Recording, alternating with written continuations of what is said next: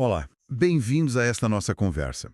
Hoje vamos mergulhar nos trechos bem interessantes de Davi e Golias, do Malcolm Gladwell. A ideia é explorar aquelas histórias que desafiam o que a gente pensa sobre força, fraqueza, vantagens e desvantagens, né? Vamos tentar decifrar o que realmente significa ter poder ou estar numa situação de desvantagem. E começamos pelo clássico dos clássicos, Davi contra Golias. Exato. A narrativa comum é essa, né? O Davi, o azarão, que vence por um milagre. Mas olha, a análise que Gladwell faz nos trechos é diferente. Pensa só. Golias com aquela armadura pesadíssima, mais de 50 quilos. E ainda por cima, talvez com acromegalia, que é uma condição que causa gigantismo, mas que também pode prejudicar a visão. Ele estava totalmente preparado para um combate corpo a corpo. Só que o Davi, muito ágil, muito esperto, simplesmente recusou esse tipo de luta. Ah, então ele não entrou no jogo do Golias. Precisamente, Davi usou uma funda. Naquela época, era uma arma de projétil, sabe? Surpreendentemente letal contra um alvo grande, pesado e lento, como Golias. Então, o que parecia ser a grande força do Golias, o tamanho, a armadura virou a sua maior fraqueza naquele contexto. Parece que a gente interpreta mal esses confrontos muitas vezes. Os gigantes nem sempre são o que parecem. Espera aí, isso é fascinante. Quer dizer que a aparente desvantagem do Davi Virou a chave. foi a sua vantagem estratégica. Essa ideia, então, de uma fraqueza que vira força, isso aparece em outras histórias do livro, como, sei lá, aquele time de basquete do Vivek Ranadivé. Sim, exatamente esse. É um exemplo perfeito. Um time de meninas de 12 anos, a maioria, assim, sem grande habilidade pro basquete, sabe? E o treinador nunca tinha jogado basquete na vida. Que loucura. Pois é. A desvantagem delas, essa falta de técnica, de habilidade tradicional, foi o que permitiu a estratégia funcionar. Eles apostaram tudo na pressão total na quadra. O tempo todo. Elas basicamente trocaram habilidade por um esforço absurdo, uma intensidade gigante, e com isso quebraram as regras não escritas do jogo. Foi tipo genial na sua simplicidade. Nossa, que virada de jogo. E essa lógica meio invertida, né? Será que isso se aplica também à educação? Por exemplo, a gente sempre ouve que turma pequena é melhor. Mais atenção, mais recurso. Isso é sempre verdade? Ah, essa é a crença geral, né? O senso comum diz isso. Mas olha, os dados que Gladwell cita, como um estudo conhecido de Hawkesby em Connecticut e outros dados internacionais, eles mostram um efeito bem pequeno, às vezes até nulo, do tamanho da turma nos resultados dos alunos. Sério? Efeito pequeno. Sim. Aí entra a ideia da tal curva em U invertido. Nem sempre mais é melhor. Pouco recurso é ruim, claro, mas recurso demais, ou nesse caso turmas pequenas demais, também podem não ser o ideal. Podem até prejudicar de alguma forma. Escolas de elite super caras, com turmas minúsculas, como uma chamada Hot Kiss que ele menciona, talvez elas caiam nessa armadilha de achar que só porque tem muito recurso, a vantagem é automática. E pode não ser bem assim. Isso dá o que pensar. E falando em ambiente de elite, tem a história da Caroline Sachs, uma aluna brilhante que vai para uma universidade de topo, tipo a Brown, e de repente não se sente mais tão brilhante. É o efeito peixe grande, lagoa pequena, né? Exatamente. A Caroline era objetivamente muito inteligente. Mas quando ela se viu lá cercada por outros alunos super selecionados, ela começou a se comparar e se sentiu desmoralizada. Acabou desistindo da carreira em ciências.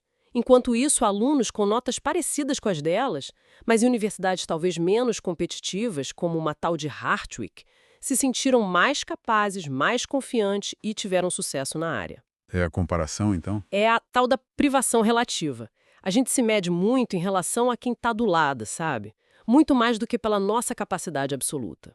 Isso levanta questões importantes sobre colocar estudantes em ambientes hipercompetitivos. Será que é sempre benéfico?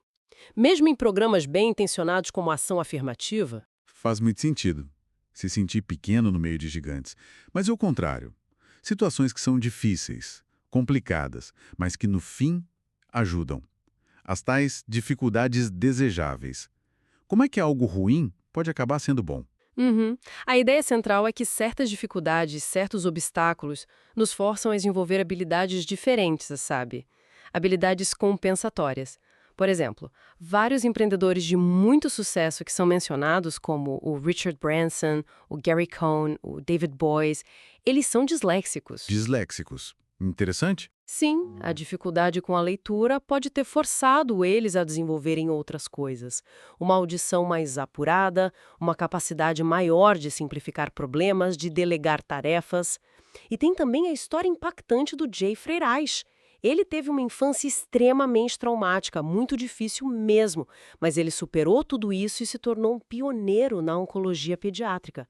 A garra dele, a coragem para desafiar o sistema médico da época, talvez só venha de quem já enfrentou o pior, entende? Essa resiliência é impressionante. Mas e quando o poder, a força bruta, os recursos? Quando quem tem isso tenta impor a sua vontade? Isso sempre funciona? Lembrei dos exemplos da Irlanda do Norte ou da Lei das 3 Infrações na Califórnia. Aí é que está o ponto-chave. A legitimidade, o poder para ser eficaz de verdade, especialmente a longo prazo, precisa ser percebido como justo, como legítimo. Quando a autoridade age de forma que as pessoas veem como injusta, desrespeitosa, pensa nas revistas policiais indiscriminadas em Lower Falls ou na aplicação cega da lei das 3 infrações, que prendia gente por crimes muito menores, Sim, lembro desses casos. o resultado pode ser o oposto do esperado. Gera ressentimento, afasta a comunidade e pode, paradoxalmente, até aumentar o crime. É outra curva em U invertido. Força demais, sem legitimidade, vira contraproducente. Contrasta totalmente com a abordagem de uma policial, Joanne Jaffe, em Brownsville. Ela combinou firmeza com o apoio real à comunidade, buscando construir essa legitimidade. Entendi. Então, juntando todas essas peças, parece que o verdadeiro poder não está necessariamente na força óbvia, no tamanho, nos recursos, naquilo que a gente normalmente associa aos Golias. Exato. O que essa análise toda sugere é que muitas vezes o poder real vem da astúcia, da inteligência de usar as ferramentas que se tem, mesmo que pareçam poucas. Vem de saber quebrar as regras do jogo, vem da resiliência que nasce na dificuldade e, crucialmente, vem de ser visto como legítimo pelas pessoas. Aquelas qualidades que parecem tornar os gigantes tão fortes, muitas vezes são, na verdade, suas maiores vulnerabilidades. O seu calcanhar de Aquiles. Isso me conecta com a última história que você mencionou, a de Les Chambon-sur-Lignon, aquela aldeia na França que escondeu judeus durante a Segunda Guerra Mundial, desafiando os nazistas. Uma história incrível, né? Eram descendentes de hugonotes, um grupo protestante que foi historicamente perseguido na França por séculos. Ah, então eles já tinham essa história de resistência. Exatamente. A própria experiência deles como fracos, como minoria, como perseguidos, deu a eles uma força moral, uma coragem e uma resiliência impressionantes para enfrentar um poder aparentemente invencível como o nazista. Tem uma frase do pastor deles, o André Trocmé, que é muito forte. Ele disse algo como os nazistas poderiam esgotar os recursos de um povo como aquele? Uau! Talvez, né, muito do que é realmente forte e valioso no mundo venha justamente daqueles que a gente tende a subestimar, daqueles que, como o pastorzinho Davi, lá no Vale de Elá, carregam uma força e um propósito que a gente nem imagina. Fica essa reflexão para a gente, então. Em que situações da nossa vida a gente está talvez superestimando os Golias e subestimando os Davis? Onde será que uma aparente desvantagem nossa pode ser, na verdade, a nossa maior força escondida?